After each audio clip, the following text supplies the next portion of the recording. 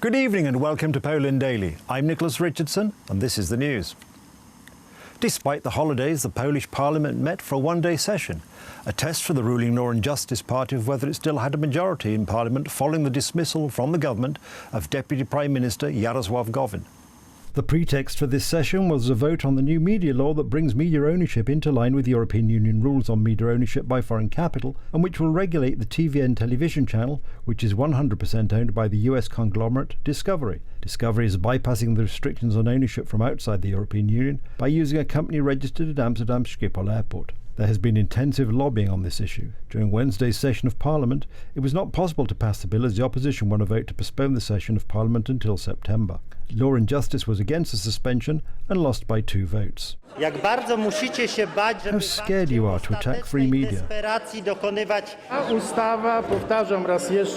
I repeat again that this law does not introduce any new fundamental changes. On Tuesday, Prime Minister Mateusz Morawiecki asked President Andrzej Duda to relieve Deputy Prime Minister Jaroslaw Gowin of his duties. His party, Porozumienie or Agreement, could not agree to the basic thesis of the wide-scale tax reform named in the Polish New Deal. Law and Justice wants to proceed with bills connected to this programme in September and make it applicable from the 1st of January next year. Prime Minister Mateusz Morawiecki justified his decision on Gowin's lack of support for the Polish New Deal. It seems that if one of the key ministers does not agree with the crucial programme of his own government and misinforms the public about the goals and means of this programme, well, then he has to leave that government. It is not yet known who will take over as Deputy Prime Minister or Minister of Labour and Technology Development. Prime Minister Mateusz Morawiecki will take over the duties for the time being. After all, Deputy Prime Minister Jaroslaw Gowin supported the Polish order. He signed it and now he displays an opposite stance and wants to change it. We do not understand it. Following Jaroslaw Gowin, his nominees also quit their government posts, but some of them said they'll still support the government. Thus questions about the same majority appeared.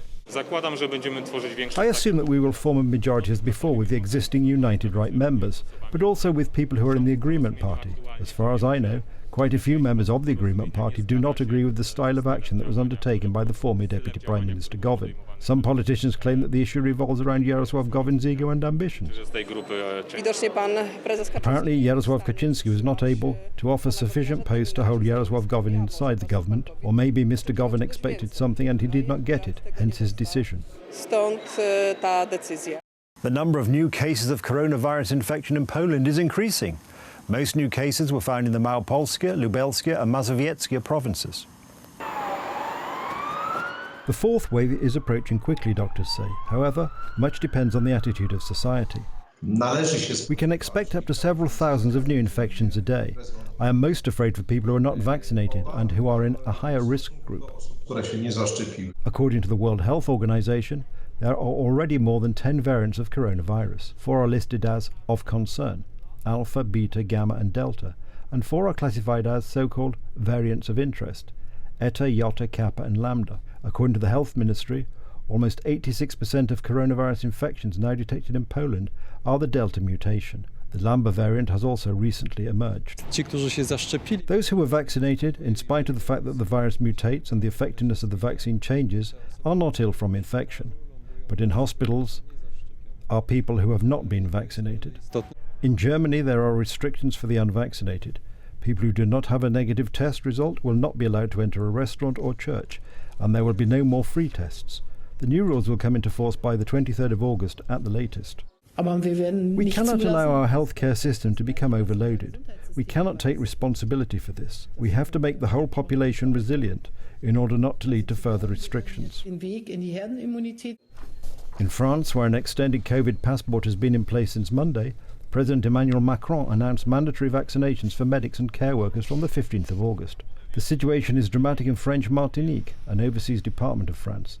The daily rate of infection there is 1,200 cases per 100,000 inhabitants. Hospitals on the island have a 227% occupancy rate. This situation calls for the unconditional solidarity of the entire nation. It is very clear that the coronavirus crisis is not yet behind us. I have had the opportunity to see this several times. We will live with this virus for several more months. I know that. In Italy, around 6,000 new infections are recorded every day. From next Monday, a mass vaccination campaign for young people against COVID-19 will start, with the aim of vaccinating 60% of pupils. From Friday onwards, a COVID certificate must be presented at the entrance to indoor catering establishments and sports and cultural venues. Applying restrictions in Italy or France is the most logical action, as it helps to gradually recover from a pandemic. More than 5,000 new coronavirus infections were reported in Israel on Monday, and the number of deaths is also rising. The health minister said that new restrictions were being considered, but denied the introduction of a lockdown. Slightly more positive news is coming from the United Kingdom. Since Monday, some restrictions have been lifted in Scotland, including keeping social distance, limits on people who can attend social gatherings, and all previously closed industries have been able to resume operations. Last week, restrictions were lifted in Wales, but there remained a requirement to wear masks in certain situations, and in July, the restrictions were fully lifted in England. Latvian border guards stopped a group of around 30 migrants attempting to cross the country's border with Belarus overnight on Wednesday and return them to Belarusian territory.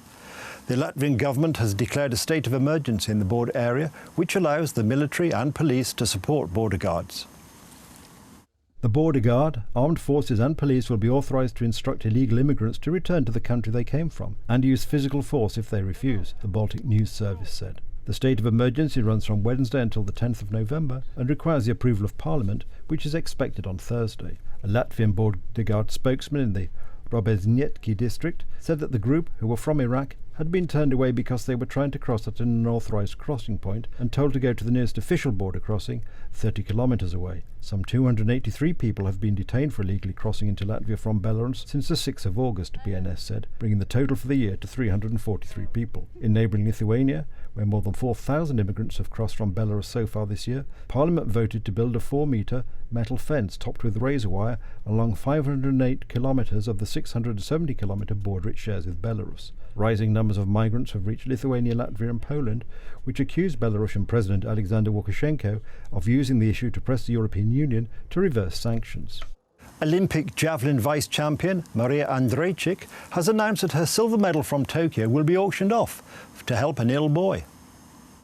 Only a few days have passed since Maria Andrejczyk won the silver medal in the javelin with a throw of 64.61 metres. Now the Polish javelin thrower has announced that she wants to use her medal for a good cause, so she has organised an auction, the money from which will be donated to help a seriously ill child. Miłoszek has a serious heart defect and needs an operation. He also has support from above from Kubusz, a boy who didn't make it in time, but wonderful people decided to donate his funds to Miłoszek, reads Andrejczyk's profile on social media. To take part in the auction, just send a private message on Facebook. It should include your name, telephone number and the amount, which will be approved after the athlete's personal verification with the bidder. The starting price is 200,000 zloty. The aim is to raise 700,000 zloty, the amount needed for Miłoszek to undergo surgery. That's the news. Thank you for watching. Stay with us for the weather, Poland Daily Business and more programmes. But from me, it's have a good night and a better tomorrow.